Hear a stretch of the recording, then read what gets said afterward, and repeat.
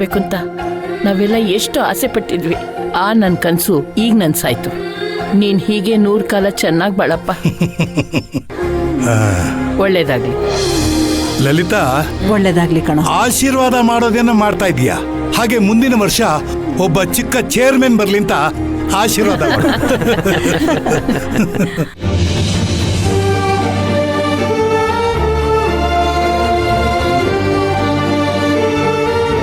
ಕರ್ಣ,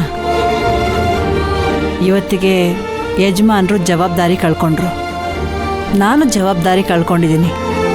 ಇನ್ಮೇಲೆ ಎಲ್ಲನೂ ನೀನೇ ನಿಭಾಯಿಸ್ಕೊಂಡು ಹೋಗ್ಬೇಕು ಕಣ. ಹೌದೌದೌದು, ಜವಾಬ್ದಾರಿ ಕಳ್ಕೊಂಡ್ಬಿಟ್ಟಿದ್ದೀವಂತ ಹಾಗೆಲ್ಲ ಜಾರ್ಕೊಂಡ್ಬಿಡ್ಬೇಡಿ. ನಿಮ್ಮೆಲ್ಲರ ಬೆಂಬಲ, ಮಾರ್ಗದರ್ಶನ, ಕಿವಿ ಮಾತು, ಬುದ್ಧಿ ಮಾತು ಎಲ್ಲನೂ ನನಗೆ ಬೇಕು. ಅದನ್ನೆಲ್ಲ ಕೊಡಕ್ಕೆ ಸುರಭಿ ಇದ್ದಾಳಲ್ಲಪ್ಪ. ತಾತ, ನೀವ್ ಹೇಳೋದು ಯಾರಾದ್ರೂ ಕೇಳಿಸ್ಕೊಂಡ್ರೆ ನಿಮ್ ಮೊಮ್ಮಗನ್ನ ನಾನು ಗಿರ್ಗಿಟ್ಲೆ ಆಡಿಸ್ತಿದ್ದೀನಿ ಅನ್ಕೋತಾರೆ.